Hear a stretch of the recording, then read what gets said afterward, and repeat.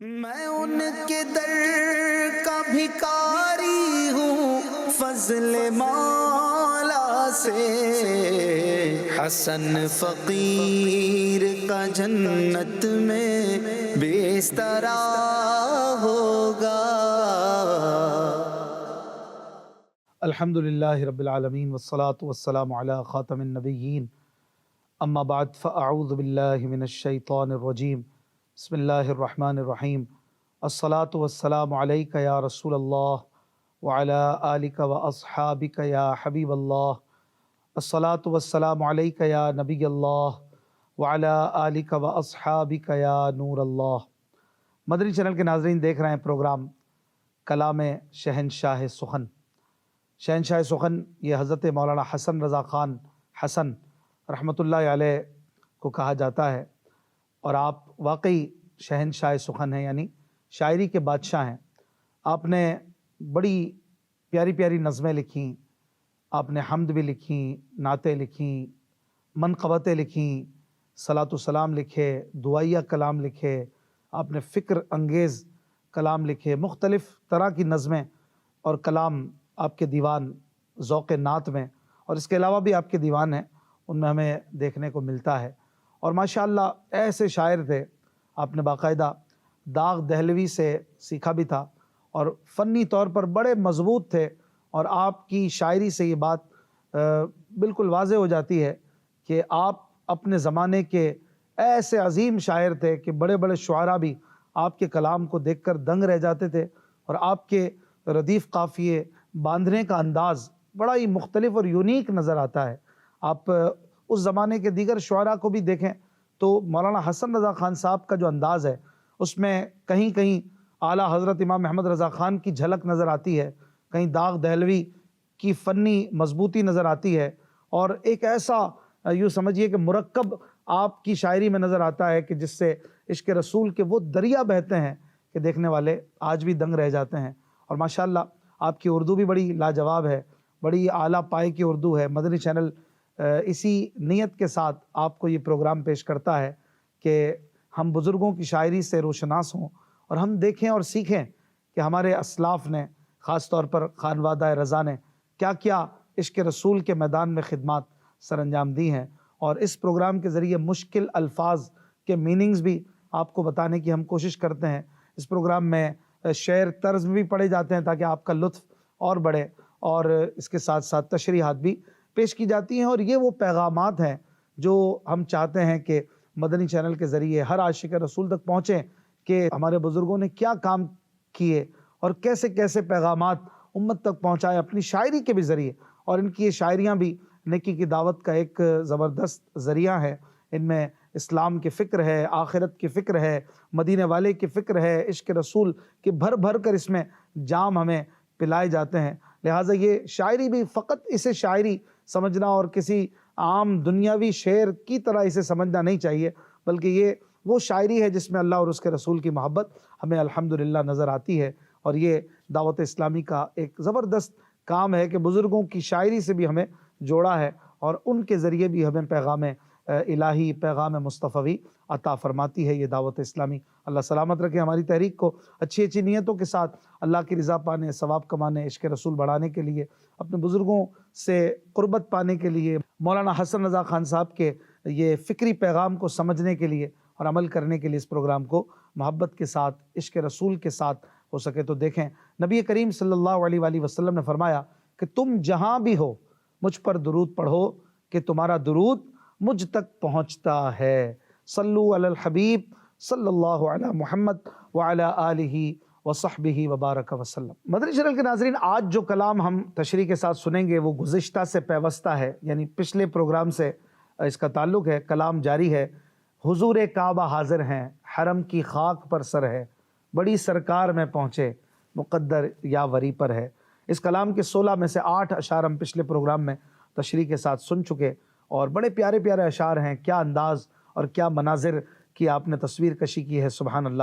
اب آگے کے جو 8 اشعار ہیں ان کو انشاءاللہ الکریم ہم بیان کریں گے، اور اس کے ساتھ ساتھ طرز میں بھی آپ کو اشعار سنائے جائیں گے تاکہ آپ کی ذوق میں اور بھی اضافہ ہوتا رہے۔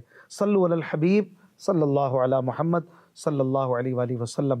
حضور کعبہ حاضر ہیں، حرم کی خاک پر سر ہے، بڑی سرکار میں پہنچے مقدر یاوری پر ہے، حضور کعبہ حاضر ہیں، وطن اور اس کا تڑکا صدقے اس شام غریبی پر، وطن اور اس کا تڑکا صدقے اس شام غریبی پر، کہ نور رکن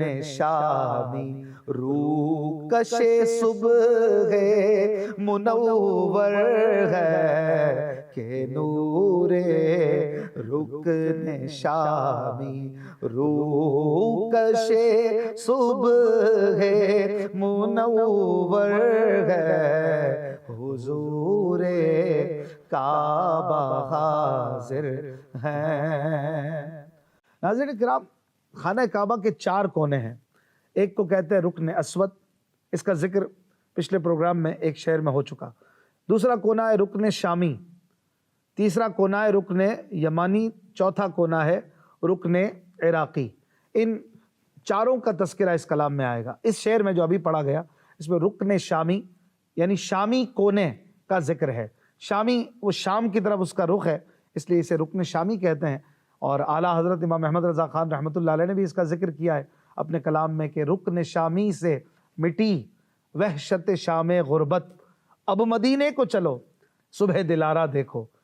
رکن شامی یہ وہ ہے کہ یہاں حاضر ہو کر گویا شام غربت جو قیامت کے دن کا ایک منظر ہوگا، قیامت کے دن کی ہماری تکلیفیں ہوگی وہ مٹ جاتی ہیں، اور اس کی رحمت سے رکن شامی کی برکت سے ہمارے لیے آخرت کی منزلیں آسان ہونے کی امید ہو جاتی ہے۔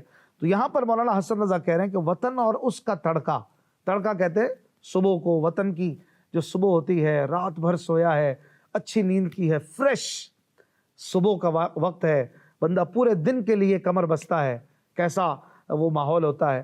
اور شام غریبی یعنی سفر کی شام، پورا دن سفر کیا، تھک ہار کر شام ہو گئی، رات ہو گئی ہے، اب جو ہے ان میں کیا کمپیریزن، وطن کی صبح یہی بندے کو پسند ہوتی ہے، لیکن کہہ رہے ہیں کہ جو خانہ کعبہ میں شام غریبی ہے، یہاں پہنچ کر جو تھکن لگی ہوئی ہے، یہ تھکن، اس تھکن پہ وطن کی صبح اور اس کا آرام اور اس کی فریشنس قربان، یہ تو خانہ کعبہ کی تھکن ہے، یہ تو میرے رب کے گھر کی تھکن ہے، یہ تھکن زیادہ پیاری ہے، وطن کی فریشنس نہیں چاہیے۔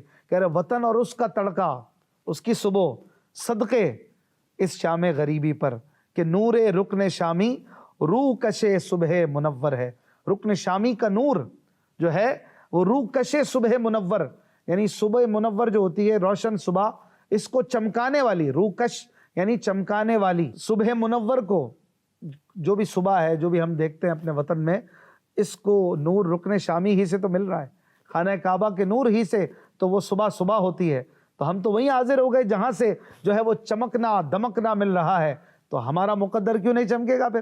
جب صبح کا چمکنا اس سے ہے، مقدر کا چمکنا اس سے ہے، تو ہم غلاموں کے مقدر بھی یہاں آ کر چمکیں گے۔ کیوں کہ نور رکن شامی روح کش صبح منور ہے، ہمارے مقدر کو بھی یہیں سے انشاءاللہ نور حاصل ہوگا۔ اگلے شعر میں کہتے ہیں ہوئے ایمان تازہ بوسے رکن یمانی سے، ہوئے ایمان تازہ بوسے رکن یمانی سے، فدا ہو جاؤں یمن و ایمنی کا پاک منظر ہے، فدا ہو جاؤں یمن و ایمنی کا پاک منظر ہے، حضور کعبہ حاضر ہیں۔ اب رکن یمانی کی بات ہو رہی۔ رکن یمانی یعنی وہ کونا جو یمن کی طرف پڑتا ہے، اور اس لیے اسے رکن یمانی کہتے ہیں۔ تو جب اس کو عاشق نے بوسہ دیا رکن یمانی کو تو ایمان تازہ ہو گیا، ہوئے ایمان تازہ بوسائے رکن یمانی سے۔ رکن یمانی کو چوما، عشق کی وجہ سے، محبت کی وجہ سے چوم لیا۔ ویسے طواف کرتے ہوئے اس کو چومنا نہیں ہے، اسپیشلی جب ہم طواف کر رہے ہوں اور بوسائے حجر اسود یا غلاف کعبہ کا یا کسی بھی کونے کا بوسہ میسر آ بھی جائے، بالفرض اتنا رش نہ ہو، تو بھی یہ ذہن میں رکھیے گا کہ آج کل غلاف کعبہ پر، حجر اسود پر خوشبو بہت زیادہ لگی ہوتی ہے۔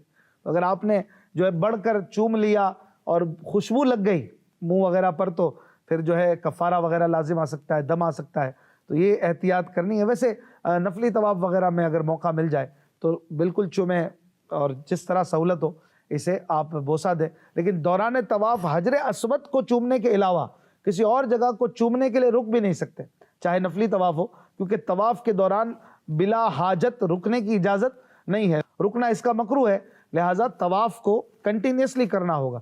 صرف حجر اسود کا بوسہ بالکل براہ راست تو مدینہ، ادروائز یہ کہ اشارے سے استلام یا چھڑی سے استلام سے بھی سنت ادا ہو جائے گی۔ تو بہرحال کہہ رہے ہیں کہ ایمان تازہ ہوا رکن یمانی کے بوسے سے، فدا ہو جاؤں، میں قربان ہو جاؤں۔ یمن و ایمنی کا پاک منظر ہے۔ یمن کہتے ہیں سچائی کو، سچائی کا منظر ہے، سچائی۔ یمن طہارت کو بھی کہتے ہیں، پاکیزگی کو بھی کہتے ہیں، تو پاکیزگی کا منظر ہے، سچائی کا منظر ہے۔ ایمنی یہ دائیں طرف ہونا، یعنی رائٹ پاتھ پر ہونا، سیدھے راستے پر ہونا، درست راستے پر ہونے کا منظر یہاں سے ہمیں مل رہا ہے کہ یہ وہ سیدھا راستہ ہے خانہ کعبہ کی برکت سے۔ یہاں پر آ کر سیدھا راستہ بھی ملتا ہے، سچائی اور پاکیزگی بھی ملتی ہے، طہارت بھی ملتی ہے، لہٰذا میں کیوں نہ قربان جاؤں، میں کیوں نہ فدا ہو جاؤں۔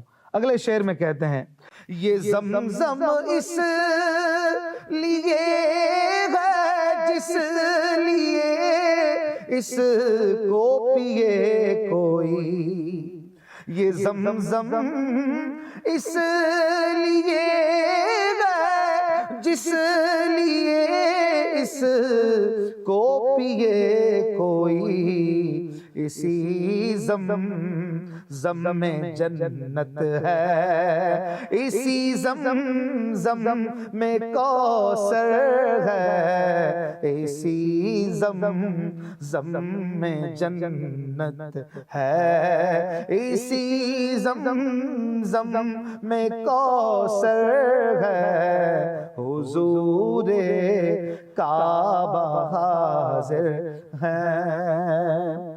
اب خانہ کعبہ میں بہت زیادہ کیا جانے والا کام، اور تصور میں جب بندہ خانہ کعبہ جاتا ہے تو یہ کام بھی ذہن میں ہوتا ہے، یعنی خوب زمزم پینا۔ یہ بھی عاشقوں کا طریقہ ہے۔ منافق اور مومن کی یہ نشانی بھی بیان کی گئی۔ منافق یہ پیٹ بھر کے زمزم نہیں پی سکتا، اور مومن پیٹ بھر کے پیتا ہے۔ زمزم کی بھی کیا بات ہے، دنیا کا سب سے اعلیٰ پانی، نبی کریم صلی اللہ علیہ وآلہ وسلم کے ہاتھوں سے نکلا ہوا پانی افضل و اعلیٰ ہے سب سے زیادہ۔ اس کے بعد دنیا کا سب سے اعلیٰ پانی زمزم ہے، جو اللہ کے نبی حضرت اسماعیل علیہ السلام کے لیے اللہ پاک نے جاری کر دیا، ان کی والدہ کے لیے جاری کر دیا، اور آج تک اس کنویں میں کوئی رکاوٹ نہیں آئی، کبھی بھی نہیں رکا، جاری ہے، روزانہ لاکھوں گیلن یہ نکلتا ہے۔ اور اس کے لیے نبی کریم صلی اللہ علیہ وآلہ وسلم نے جو ہے وہ بھی فرما دیا کہ زمزم کو پی کر جو دعا کی جائے وہ بھی مقبول ہے، وہ بھی منظور ہے۔ تو زمزم پی کر جنت مانگو، جو آب کوثر ہے وہ مانگو، دنیا مانگو، عقبہ مانگو، جو مانگو ملے گا۔ کیوں؟ یہ زمزم اس لیے ہے جس لیے اس کو پیے کوئی، جس نیت سے اس کو کوئی پیے۔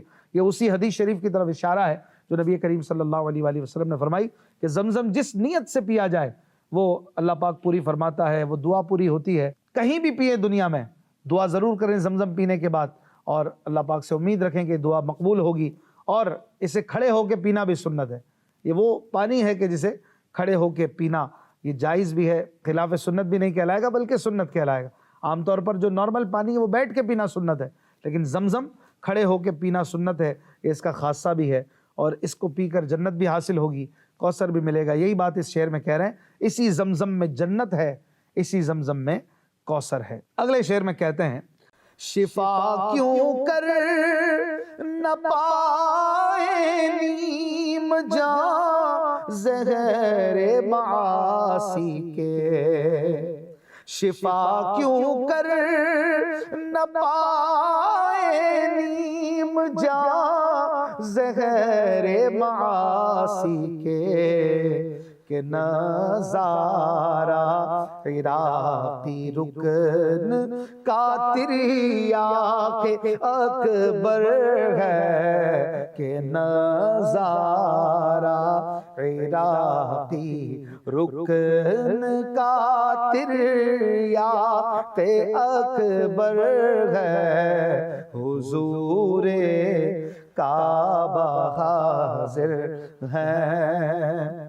اب اس شعر میں کہہ رہے ہیں کہ نیم جاں یعنی ادھ مرے، جو جان بھی نہیں نکلی لیکن زندہ بھی نہیں ہے، بالکل تھکے ہارے جیسے کہ ہمیں گناہوں کے زہر کی وجہ سے ہم جو ہے نیم جاں ہیں، زہر معاصی یعنی گناہوں کا زہر، گناہوں کے زہر کی وجہ سے جو نیم جاں ہیں ہم جیسے، کیوں نہ شفا پائیں، کیوں نہ دوا پائیں، کیوں نہ یہ اچھے ہو جائیں عراقی رکن کو دیکھ کر۔ رکن عراقی یہ بھی ایک کونا ہے، چوتھا کونا جو عراق کی طرف ہے، عراق مقدسہ کی طرف اس کا جو ہے وہ رخ ہے، اس لیے اسے رکن عراقی کہا جاتا ہے، عراقی کونا۔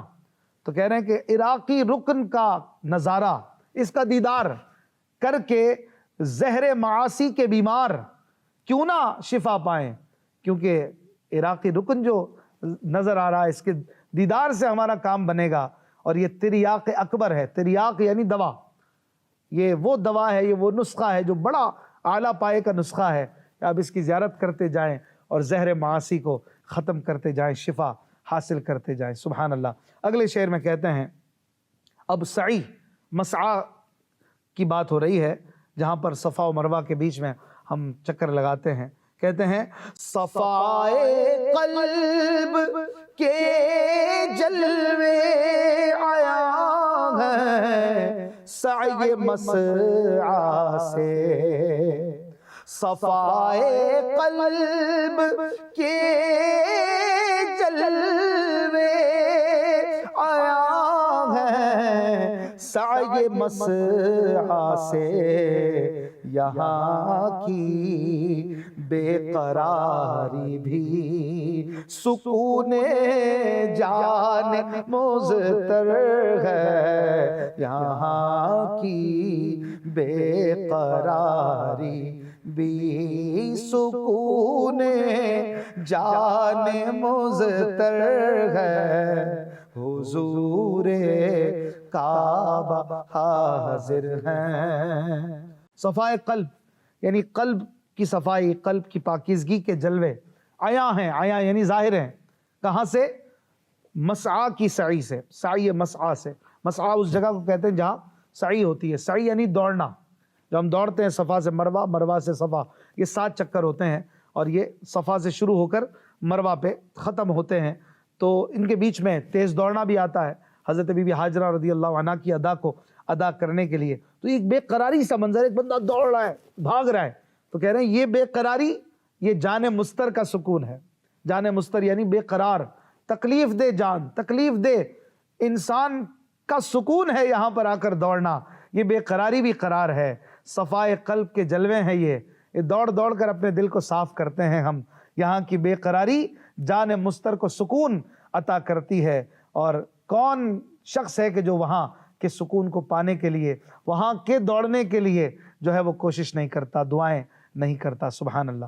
اب اگلے شعر میں کہتے ہیں، ہوا ہے پیر کا حج پیر نے جن سے شرف پایا، ہوا ہے پیر کا حج پیر نے جن سے شرف پایا، انہی کے فضل سے دن جمعہ کا ہر دن سے بہتر ہے، انہی کے فضل سے دن جمعہ کا ہر دن سے بہتر ہے، حضور کعبہ حاضر ہیں۔ حضور مولانا حسن رضا خان صاحب رحمۃ اللہ علیہ نے جب حج کیا تھا تو آپ کے حج والا دن جو تھا وہ پیر کا دن تھا۔ اعلیٰ حضرت امام احمد رضا خان صاحب، مفتی اعظم ہند مولانا مصطفیٰ رضا خان، مولانا حامد رضا خان، یہ حضرات بھی ساتھی تھے، تو پیر کا حج ہوا۔ تو ویسے لوگوں میں یہ ہے نا کہ جمعے کا حج، یہ حج اکبر اس کو عوام کہتے ہیں، تو مولانا حسن رضا خان صاحب نے اگلے 2 شعر میں اس کی بات کی ہے، اور اس کا بڑا پیارا جواب، اور عشق کی گفتگو میں اس کا، عشق کی زبان میں اس کا جواب دیا ہے کہ ہمارا حج پیر کا ہوا ہے پیر کا حج۔ تو کہہ رہے ہیں کہ پیر کا حج ان کے صدقے میں ہوا کہ جن کے صدقے میں پیر نے شرف پایا، یعنی حضور علیہ السلام کے صدقے میں حج ہو رہا ہے نا۔ تو پیر وہ دن ہے کہ جس دن آپ صلی اللہ علیہ وآلہ وسلم کی ولادت ہوئی، حضور نے خود فرمایا فیہ ولدت، میں اس دن پیدا ہوا، اس لیے بھی پیر کے دن روزہ رکھتا ہوں۔ تو پیر کا روزہ بھی سنت ہے، پیر نے شرف بھی پایا ولادت مصطفیٰ کریم علیہ الصلوۃ والسلام سے۔ تو کہہ رہے ہمیں بھی الحمدللہ پیر کا حج ملا، تو پیر بھی تو شرف والا فضیلت والا دن ہے، کوئی کم فضیلت تھوڑی ہے۔ تو کہہ رہے ہیں کہ ہاں جمعے کی بات اپنی جگہ پر ہے، جمعہ بھی تو حضور ہی کے صدقے میں تمام دنوں سے بہتر ہے نا، انہی کے فضل سے دن جمعہ کا ہر دن سے بہتر ہے۔ جمعے کو فضیلت ملی وہ بھی حضور کے صدقے ملی، پیر کی بھی فضیلت حضور علیہ الصلوۃ والسلام کے صدقے میں ہے۔ تو بہرحال یہ ایک عشق بھرا جواب ہے کہ پیر کا حج ملا تو کیا ہوا ہمارے نصیب، لیکن پیر کا حج بھی تو بڑا بابرکت اور فضیلت والا ہے، اور سرکار کر دیں تو یہ بھی جو ہے وہ جمعے والی برکتیں پالے۔ اگلے شعر میں اسی کی طرف اشارہ کرتے ہوئے کہتے ہیں کہ نہیں کچھ جمعہ پر موقوف افضا لو کرم ان کے، نہیں کچھ جمعہ پر موقوف افضا لو کرم ان کے، جو وہ مقبول فرما لیں تو ہر حج اکبر ہے، جو وہ مقبول فرما لیں تو ہر حج اکبر ہے، حضور کعبہ حاضر ہیں۔ تو یہ وہی والی بات جو پچھلے شعر میں کی، اس شعر میں بھی کہہ رہے ہیں کہ کچھ رب کریم کا کرم یا حضور علیہ الصلوۃ والسلام کی عطا یہ جمعے پر ہی موقوف نہیں ہے، جمعے پہ موقوف یعنی صرف جمعے تک محدود نہیں ہے، بلکہ ان کا افضال و کرم تو ہر دن ہے۔ اگر قبول ہو جائے تو ہر حج حج اکبر ہے، قبول فرما لے رب کریم تو ہر حج بڑا حج ہے، قبول نہیں ہو تو جمعے والا حج بھی جو ہے وہ نامقبول ہے، تو پھر کس کام کا؟ اللہ پاک مقبول فرما لے بس۔ اگر وہ مقبول نہیں ہے، مردود ہے، تو پھر ہم کہاں جائیں گے؟ تو بس رب کریم مقبول فرما لے، چاہے جس دن بھی حج عطا کرے بس اپنے کرم سے عطا بھی فرما دے، اور حج مبرور اور حج مقبول عطا کرے، یہ دعا ہونی چاہیے۔ اور کتنا پیارا انداز ہے کہ جمعے پر کوئی محدود تھوڑی ہے رب کی رحمت، سرکار کی عطا، جب چاہے رب کریم مقبول فرما دے، اور جو ہے وہ جمعے والی برکتیں پیر کے دن بھی عطا فرما دے۔ آخری شعر مقطع میں کہتے ہیں، کیا خوب بات ہے، سبحان اللہ، عاشقوں کو وجد میں لے کر آنے والا یہ شعر، سبحان اللہ۔ کہتے ہیں حسن حج کر لیا کعبے سے آنکھوں نے ضیا پائی، حسن حج کر لیا کعبے سے آنکھوں نے ضیا پائی، چلو دیکھیں وہ بستی جس کا راستہ دل کے اندر ہے، چلو دیکھیں وہ بستی جس کا راستہ دل کے اندر ہے، حضور کعبہ حاضر ہے۔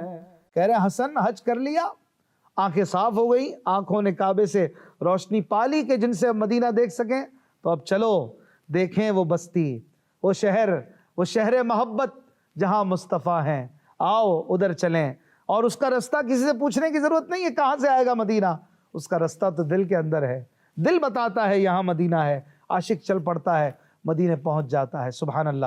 اور حج کر کے پھر مدینہ منورہ کی حاضری، یہ بھی بڑا محبوب عمل ہے، اور یہ واجبات میں سے سمجھ لیجئے اتنا اس کا حکم اور اس کی تاکید ہے کہ مدینہ منورہ میں حاضر ہونا اور مدینہ پاک میں حضور علیہ الصلوۃ والسلام کے بارگاہ میں آ کر سلام پیش کرنا یہ قریب بواجب ہے۔ اور نبی کریم علیہ الصلوۃ والسلام نے اس کی تاکیدات بھی فرمائی، یہاں تک فرمایا کہ جس نے حج کیا اور میری زیارت کے لیے نہ آیا، مدینہ منورہ حاضر نہ ہوا، اس نے ظلم کیا۔ تو عاشق ہو اور مدینہ نہ جائے، عاشق تو جاتا ہی مدینے کے ارادے سے، وہ تو کہتا ہے اس کے طفیل، مدینے کے طفیل، حج بھی خدا نے کرا دیے، اصل مراد حاضری اس پاک در کی ہے، مدینے میں حاضری ہی تو اصل حاضری ہے، مدینے والے کے صدقے حج بھی ہو جائے گا۔ تو یہ عشق کی باتیں ہیں۔ اللہ پاک ہمیں حج اور مدینہ منورہ کی حاضری عطا فرمائے۔ کلام مکمل ہوا، زندگی رہی تو اگلے پروگرام میں ایک نئے کلام کے ساتھ ملاقات ہوگی۔ اپنا خیال رکھیے گا۔ صلو علی الحبیب صلی اللہ علی محمد صلی اللہ علیہ وسلم۔ آسیوں کو در